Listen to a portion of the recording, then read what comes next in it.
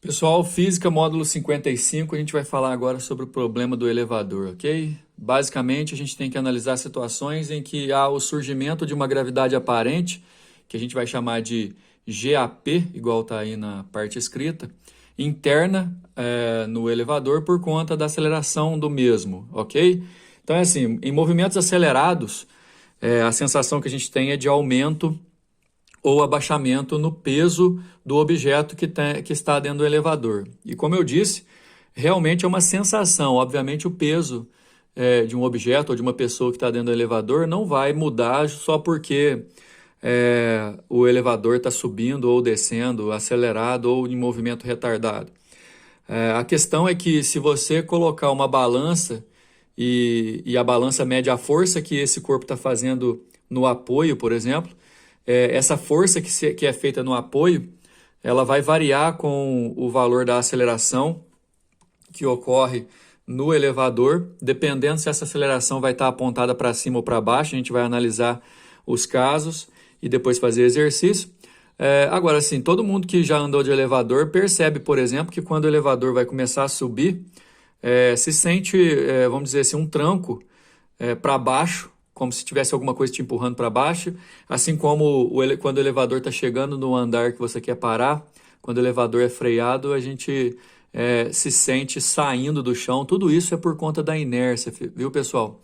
Só que a questão, além de ser uma questão de inércia, também é uma questão da segunda lei de Newton, que a gente vai fundamentar em 4 casos especiais. Repara que o principal é a gente analisar o vetor velocidade e o vetor aceleração para onde eles estão apontados. Então, aqui nesses 2 primeiros casos, pensando que esses quadradinhos são elevadores, eu tenho o elevador subindo nesse caso e subindo nesse caso. Só que como a aceleração aqui é a favor, subindo acelerado, subindo retardado. Nesses 2 casos, o elevador está descendo.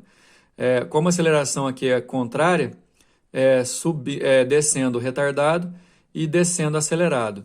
Gostaria que vocês observassem a seguinte situação, que onde a aceleração é apontada para cima, a força resultante é a força F que o piso do elevador devolve menos o peso do objeto que está lá dentro. E isso é igual a massa vezes a aceleração. Então, nesses 2 casos, que a aceleração está apontada para cima, a resultante é F menos P. Nesse outro caso, que a aceleração está apontada para baixo, a resultante é P menos F. Aqui, só um minuto que eu vou inverter.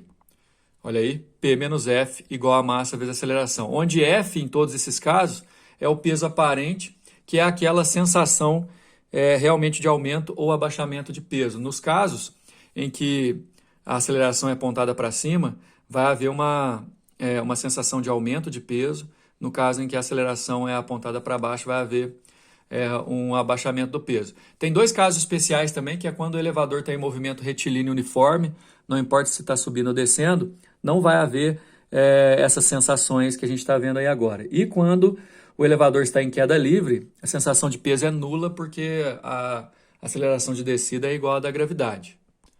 Dá só uma olhada no exercício número 1. Um elevador está subindo verticalmente com movimento retardado e aceleração constante de módulo igual a 2 metros por segundo ao quadrado. Então, olha só, está subindo e com aceleração de módulo de 2, só que o movimento é retardado. Vamos colocar a setinha das velocidades?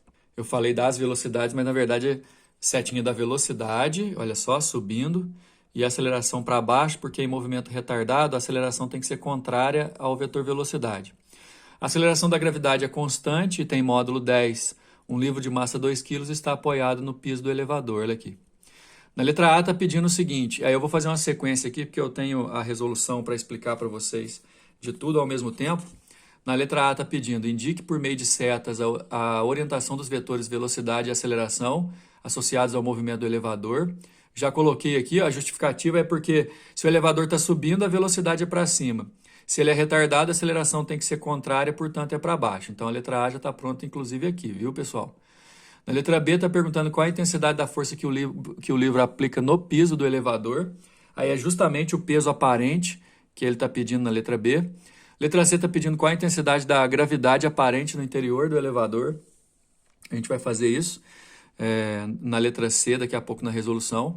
se o elevador for abandonado de uma altura de 0,6, se o livro, desculpa, for abandonado de uma altura de 0,64, qual o seu tempo de queda?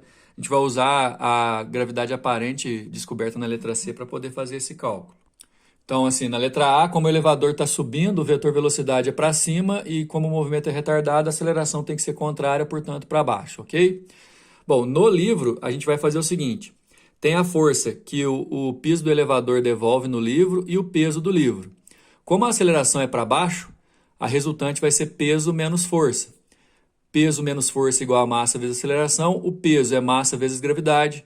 Se você trocar de lugar aqui, a força que o elevador vai fazer no livro e, portanto, o peso aparente vai ser m vezes A menos m vezes g. Aí, se você colocar o m em evidência, fica m vezes g menos A. Aliás, esse g menos A é a nossa gravidade aparente que vai perguntar ali na letra C, viu?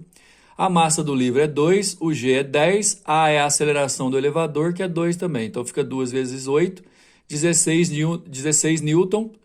E o exercício estava perguntando a intensidade da força que o livro faz no piso, né? A gente achou aqui que o piso faz no livro.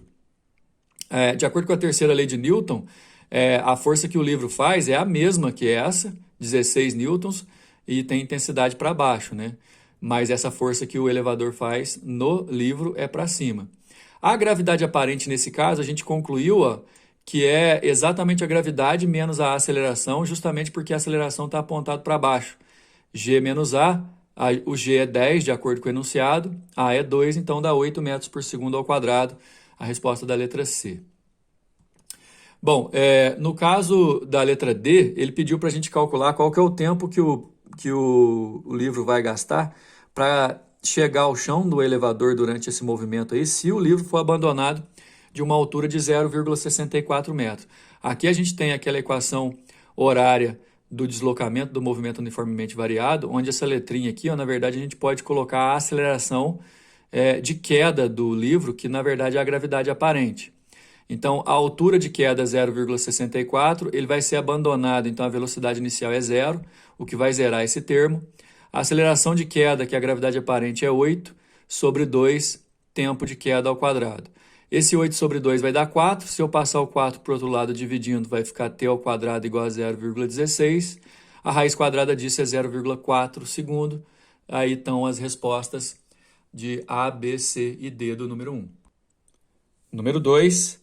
Um estudante coloca uma balança em um elevador e tenta determinar seu próprio peso.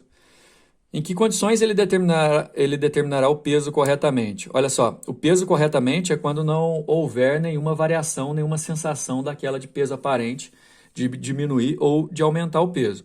São só duas situações em que a balança vai aferir exatamente o peso do nosso personagem.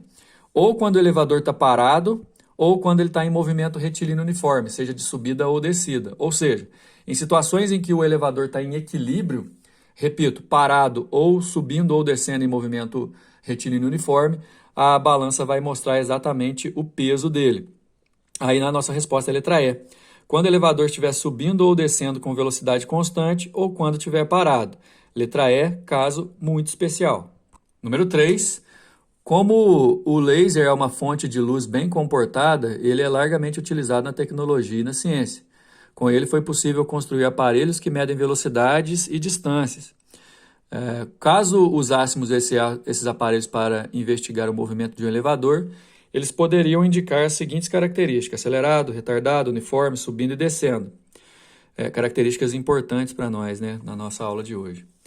João se pesou em uma balança comum que indicou 60 quilos. Depois, João levou a balança para dentro de um elevador. A indicação da massa de João pela balança durante certo intervalo de tempo, com o elevador em movimento, foi de 40. Repara, ó, aparentemente a massa do sujeito diminuiu. Obviamente não, né, pessoal? A indicação da balança que está mostrando massa vai diminuir justamente porque a força que o sujeito faz no piso da balança vai diminuir por diminuição do contato, e isso acontece em algumas situações do elevador em movimento, ok? Para o intervalo de tempo citado, qual é uma possível combinação de características para o movimento do elevador indicadas pelos aparelhos citados acima? A nossa questão central, pessoal, é que a força normal, que é a força que a balança mede, que é exatamente a força que o piso do elevador devolve no sujeito, ela vai ser para cima enquanto o peso real dele é para baixo. Nesse caso, pessoal, a força normal é o peso aparente, que vai ser 40 vezes G, porque a massa dele indicada pela balança é 40, certo? Nesse caso, 40G, onde G é a gravidade do lugar. O peso é a massa vezes gravidade, o peso real, e esse João aí ó, tem 60 quilos de massa, 60 vezes G. No caso, você pode perceber que o peso real dele é maior que a força normal que o elevador está fazendo. E é certeza que nesse caso, né, lembrando aqueles casos que eu mostrei para vocês no começo do vídeo, que a aceleração é apontada para baixo. É certeza, viu, pessoal, que quando a indicação na balança é menor do que a real, a aceleração do elevador está apontada para baixo. Com a aceleração apontada para baixo, ou ele está subindo com a aceleração contrária, portanto retardado, ou ele está descendo com a aceleração a favor, portanto acelerado. Então, nesse caso que aparentemente o peso diminuiu, ele pode estar subindo retardado ou descendo acelerado, portanto a nossa resposta é letra D. Número 4. No dimensionamento da capacidade de um elevador que admite aceleração ou desaceleração máxima de 5 metros por segundo ao quadrado e cuja cabine tem massa de 250 kg, o engenheiro responsável trabalhou com uma margem de segurança de 10%, tendo utilizado um cabo que suporta no máximo 1 vezes 10 a quarta newtons e considerando uma massa média de pessoa de 70 kg. Esse engenheiro colocou no elevador uma placa que indica uma capacidade máxima de. A gente quer saber quantas pessoas ou carga total em massa que cabe ali no nosso elevador. Então você tem aqui ó, o elevador com uma tração puxando ele para cima. Agora a gente está falando da parte externa do elevador, viu, pessoal? O peso total do elevador puxando para baixo e vamos imaginar uma aceleração de subida para cima, né? Aceleração que é máxima de 5 metros por segundo ao quadrado. Se ele estiver subindo acelerado ou descendo retardado, a aceleração vai ser para cima. E aí a força resultante vai ser a tração máxima menos o peso total do elevador, que é a massa total vezes a aceleração máxima. E aí o exercício deu para a gente que a tração máxima que o cabo suporta é de 10.000 newtons, 1 vezes 10 a menos 4. Se eu jogar esse peso para o outro lado, e esse massa total aqui eu vou isolar, mas eu já posso fazer direto aqui, ó. Tração máxima, 10.000 newtons, menos o peso, que é massa vezes gravidade, onde m é a massa total do nosso elevador, e aqui massa vezes aceleração máxima, onde a aceleração máxima o próprio exercício deu, que é 5.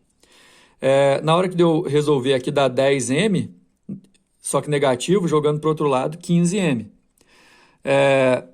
Se eu passar esse 15 dividindo, vai ficar 10.000 dividido por 15. Se eu simplificar, é a mesma coisa que 2.000 dividido por 3. Essa aqui é a massa total que o elevador pode suportar. Mas como ele tem uma margem de 10% de segurança, a placa que ele vai usar é 10% menor que isso. E aí, ou seja, 10% menor que isso é 90% disso.